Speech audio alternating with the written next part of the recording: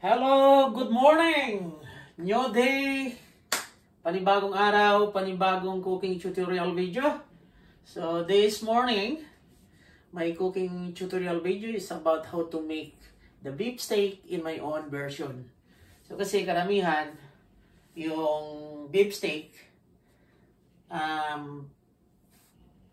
pag nagluto ng beef steak, karamihan talaga yung usually, yung karamihan ng mga chef na nagluluto is garlic, onion, and then saute, and then put the beef, saute, and then put the water, and then burning. But this time, my version is a different version. In my own version, ituturo ko sa inyo kung paano magiging masarap at saka hindi elastic yung beef pag kinain natin.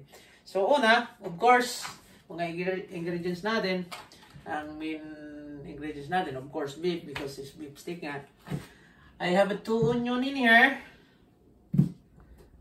black pepper, of course, oil, dark soy sauce, sugar, and also the very important is lemon or lime. You can use also lime, or you can use the native lemon.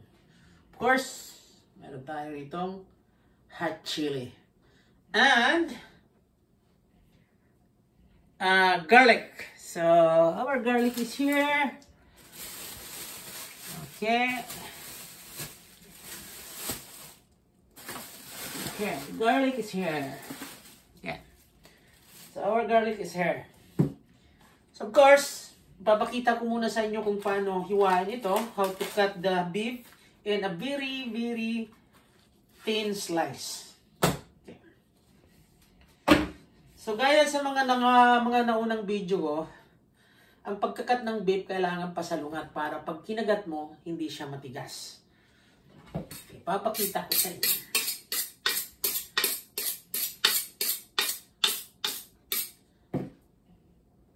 So ito ang beef na to, ipupokus ko lang. So ang hiwa nito ay paganon, pababa. Yan, pababa ang mga hiwa niyan. So kailangan wag mo rin hiwain pababa. Kasi pag hiniwa mo yung pababa, pag kinagat mo is elastic na siya. So, ang gawin, salungat natin. Ganyan. So, either papunta rito, ang paghiwa nyo, or papunta ron. Kasi, kung papunta rito, pag ganyan, like this, pwede naman. Kaya lang, mga professional lang ang gumagawa niyang pag ganon. Kasi hindi masyado safety yan. So, ang safety, how to cut the meat, it's a very safety. Kung nasundan nyo yung mga channel ko, if you follow my channel, how to cut and safety procedure, how to cut the meat, is papunta ron. Yan, papunta doon. Hindi papunta rito. Okay, like that. Yan. Yan, safety yan siya. So, kailangan manipis na manipis. Okay? So, proceed tayo. Ipapakita ko sa inyo kung paano ito mamaya i-marinate lahat. So, tapusin ko lang muna to i-prepare, hiwain ng very thin slices. So, naiwan na natin, tapos na, hugasan muna natin at patuyuin natin maya-maya. Kasi para hindi maki-away sa pagluto natin. Okay? So, prepare na tayo ng mga pangbabad natin doon sa lulutuin nating beef steak. Of course, itong garlic. I peeled already the garlic.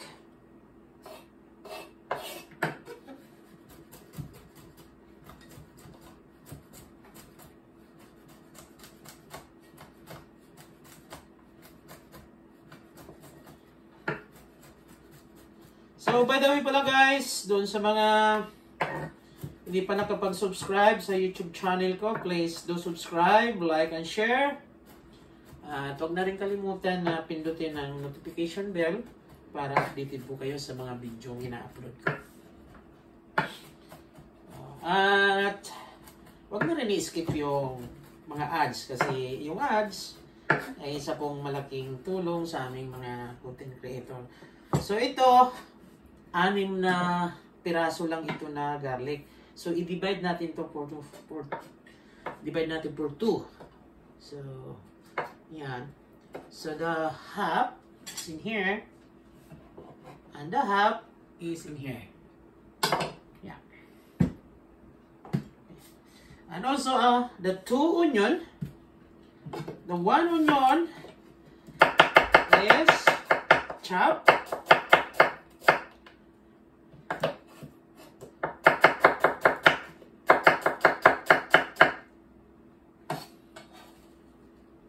Okay. And the 1 onion is sliced.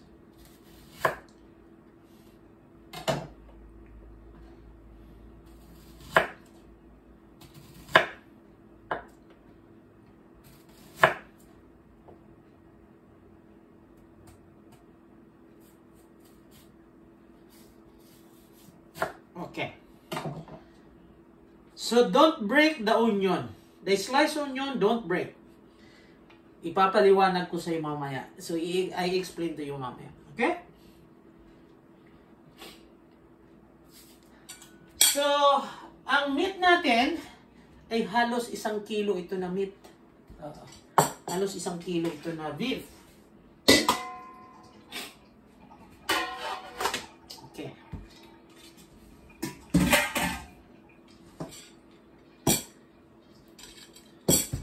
So 1 kilo, 1 lemon. Okay.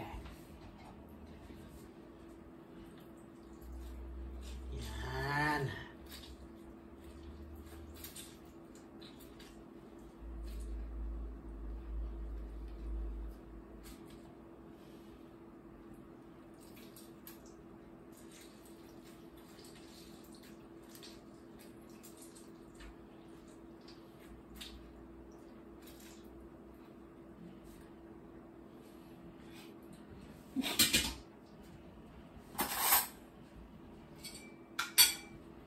And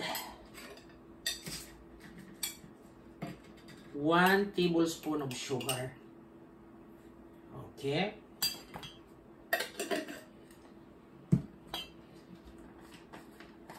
Black pepper, estimated is half tablespoon. Okay. But if you want a little bit like spicy, so just put more.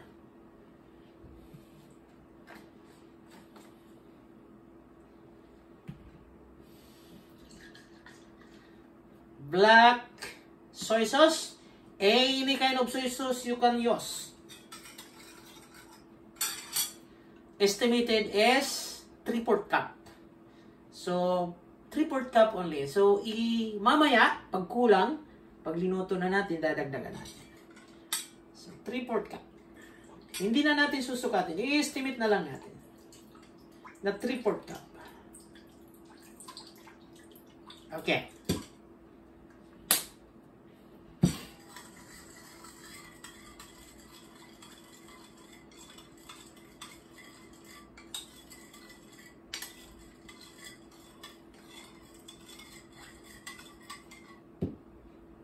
So, titikman natin. Sugar, soy sauce, kung lemon, kung ano ang lasa. Pag medyo hindi pa sapat sa atin, so, ulitin natin mamaya. Ha? So, ihalo lang natin dito mga guys.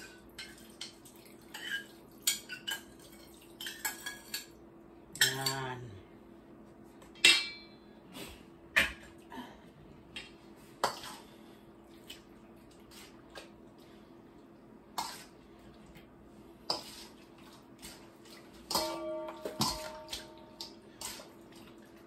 Baka magtaka kayo, hindi ko linagyan ng salt o sodium. Kasi may soy sauce na tayo. So mamaya, pag luto na natin, kung kulang, saka tayo mag-apply ng sodium. So, marinated. Just cover for 2 hours and put in the ref. Or just leave it in here for 2 hours. But make it sure they have a cover. But the more, kung gusto mo, if you like 24 hours, you cook this for tomorrow, So, it's okay. Much better. Ika nga, mas matagal na nakababad, mas maganda. So, but this time, I wait only for 2 hours. Okay?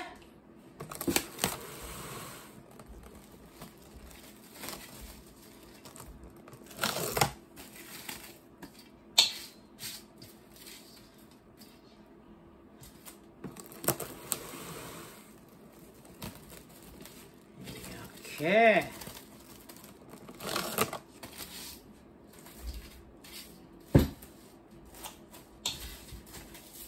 Lagay natin sa rep.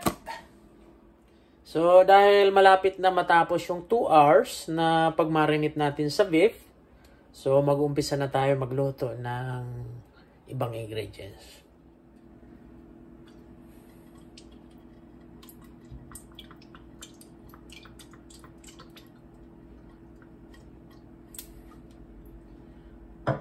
So, kanina, alam niyo kung bakit hindi ko hiniwa-hiwalayan kasi ganito yan. Lulutuin natin ng pag ganon. Yan. Yan.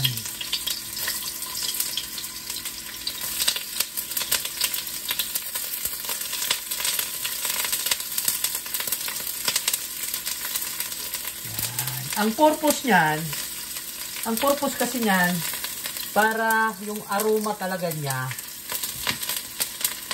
makuha natin yung tamang aroma talaga. Kasi, kung binrek natin yan, pinaghiwa-hiwalay, so ang tendency, parang na-soak lang siya ng mantika. Hindi siya na sunog ng kaunti. Kasi ang purpose natin, medyo sunogin natin. Okay? So, panda rin natin exhaust. Baka tumunog yung exhaust na fire alarm natin. So, ito yung pang-toppings natin mamaya. Okay? Yan. Look at that. Yan ang purpose natin.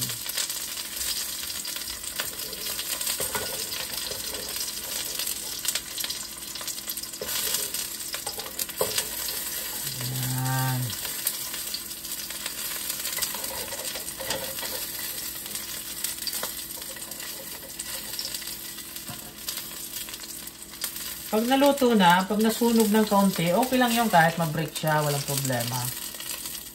Kasi toppings lang naman ito mamaya. Yan.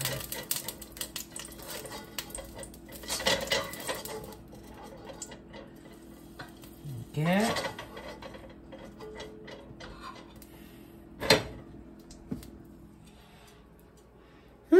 Bango!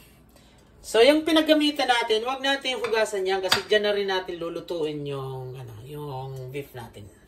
Okay? So, ito na. So, patutuluin lang natin to. So, huwag natin itapon ito kasi gagamitin natin yan mamaya. Okay? So, dagdagan natin ng konting oil. Yan.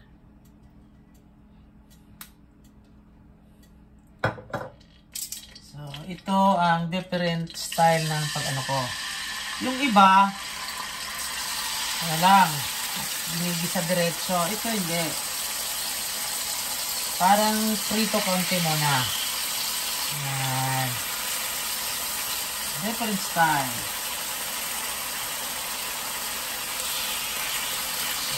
Huwag na natin paabutin na medyo matagal yan kasi manipis naman masyado ang hiwa natin. So, mga 1 minute, 1 minute. Yan.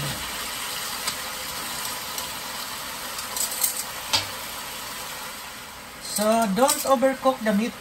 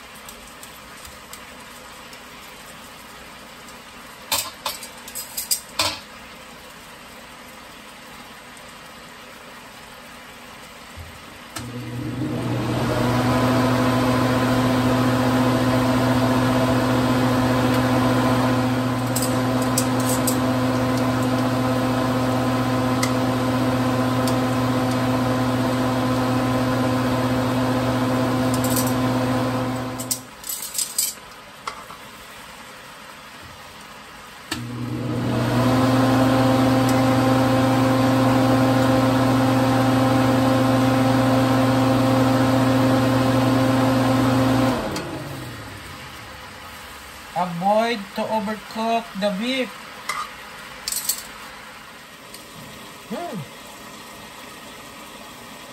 Tikman natin.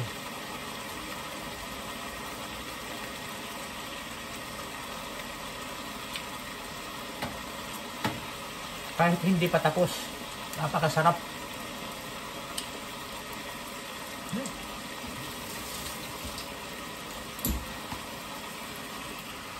So, itong pinaglutuan natin, huwag natin itapon mga guys. Don't throw it away. At saka itong sobra kanina na pinagbabara natin. So, ibalik natin to dito. Yan. Balik natin. Kasi gagamitin natin yan mamaya. So, dito, malapit na tayo sa final. Okay. Yung beef natin na napakasarap. Sit aside muna. Of course, dito na tayo sa final. Sa finale. Okay. So, tuloy-tuloy na tayo dito.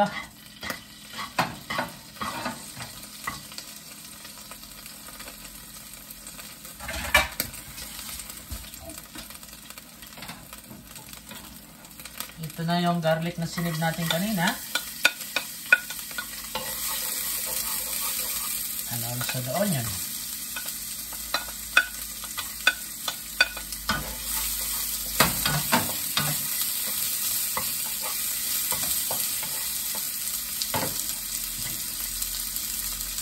Itong chili natin, this chili is very hot, so pasan lang natin konti para may sipa. Natin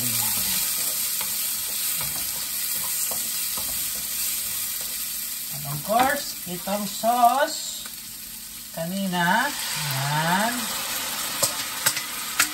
napaka-importante niyan.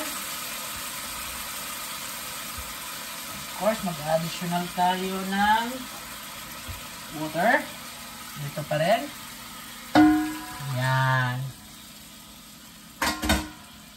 So, dahil nagdagdag tayo ng water, gagamit tayo ngayon ng beef powder. Yan. Oh. Yan, beef powder.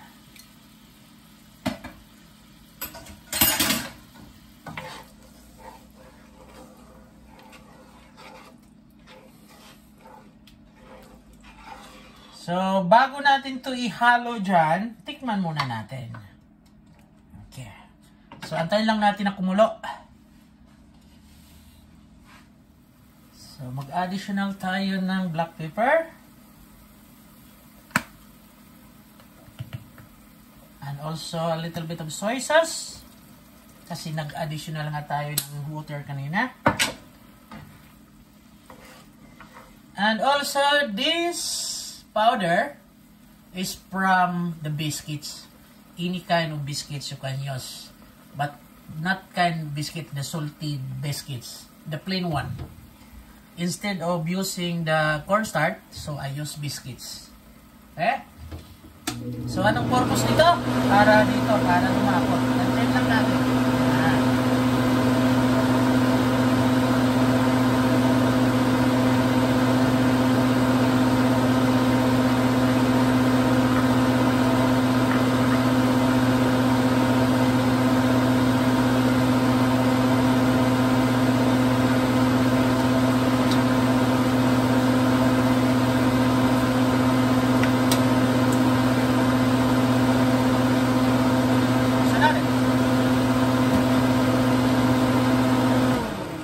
Na sinabi ko anong klaseng biscuits, baka mayari tayo ni YouTube.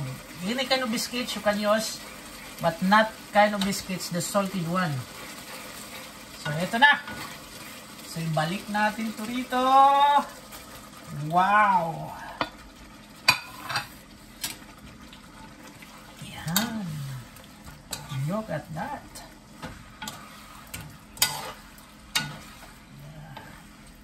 Woo! Ang sarap.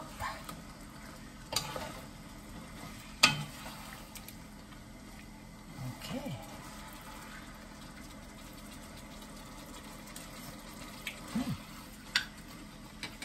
So magtataka kayo ngayon, nasaan na yung prinitong onion ko? So ito na. Yan. Dito na siya. Yan ang toppings natin, pinaka-toppings natin.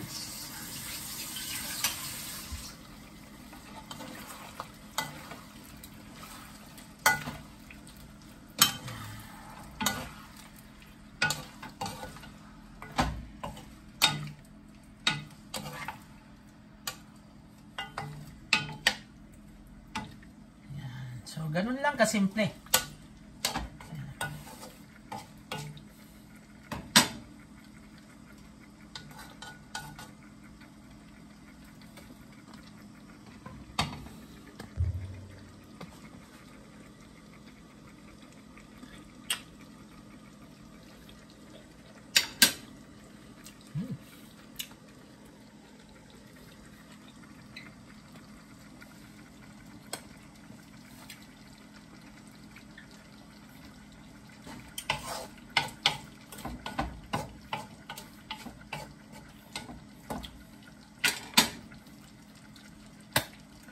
So, napakasarap mga guys.